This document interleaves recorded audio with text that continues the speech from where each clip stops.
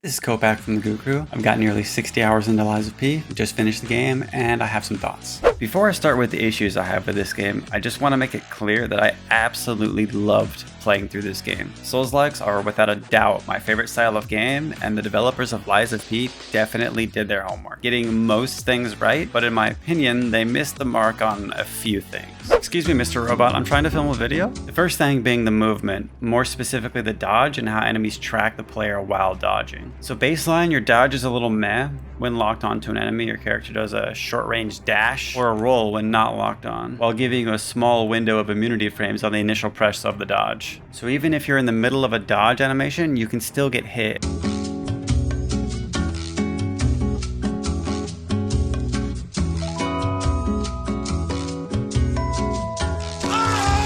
And this happens to me often enough to mostly give up on dodging and just opting to perfect the perfect parry. Now normally I wouldn't really care about super tight iframe windows, but enemies in this game feel like they're just attached to you. This was a bit of a pain point for me in some of the boss fights and caused a good bit of frustration. You can alleviate that issue a little bit by speccing into the second dodge ability, but I feel like I shouldn't have to do that. And I can already hear people saying stuff like, get good or skill issue, and I agree, sort of. While it's true, you can overcome this by just being perfect with the dodge or the parry system, it still doesn't change the fact that this enemy just defied the laws of physics to land a hit that shouldn't have landed in the first place. There's also another upgrade you can get for your dodge that lets you use it when you're knocked down. This only really seemed to be useful on a select few bosses, and it kind of makes me wonder why they didn't just bake this into your kit baseline like in other Souls games.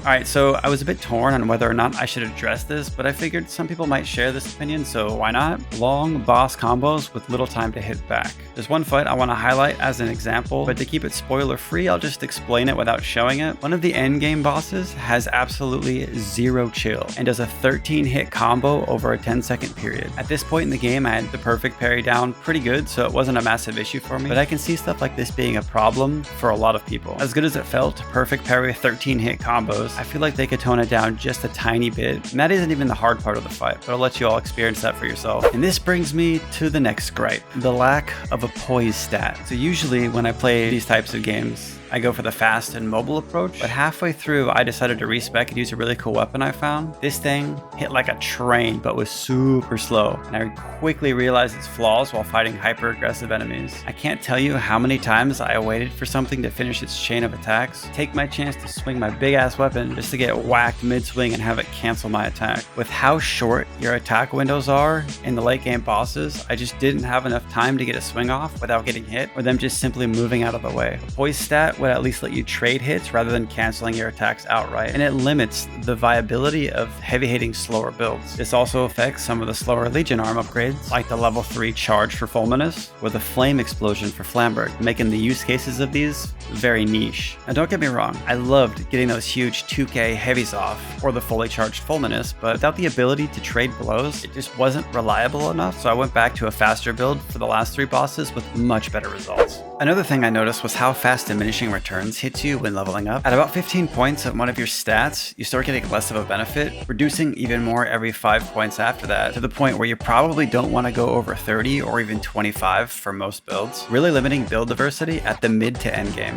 Diminishing Returns is common in Souls games, but that typically happens at a much higher level, never really this early. I started the game with the intent of going with a high technique and advance. Once I figured this out, I had to shift my build to account for the losses. The one stat that didn't seem to be affected by this was capacity, so I was free to pump that without worry. And believe me, you're going to need to pump that if you plan on equipping all the new upgrades. That shit gets heavy. Because of all these issues, I found it best to use something resembling a quality build, putting a more even spread in the 3 damage stats while using a weapon that scales with all 3. At no point did I feel like I wasn't dealing enough damage, but a huge selling point for me in games like this is build diversity, and I was a little disappointed with the limitations set in place. The final thing I want to mention is destruction damage.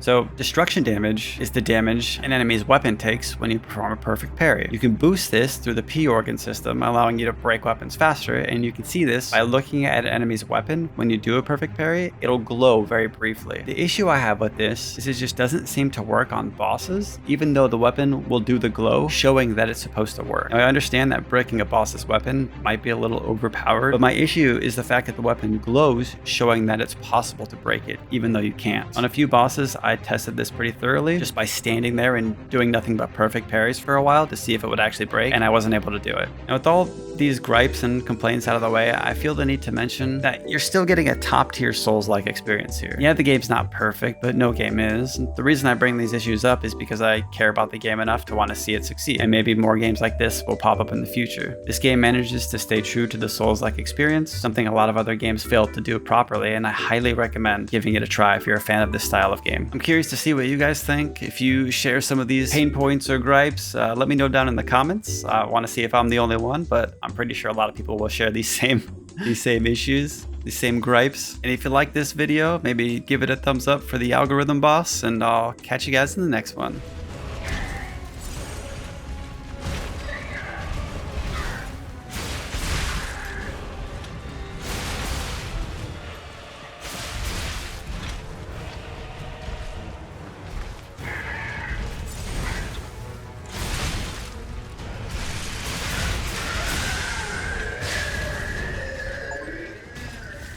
Shit.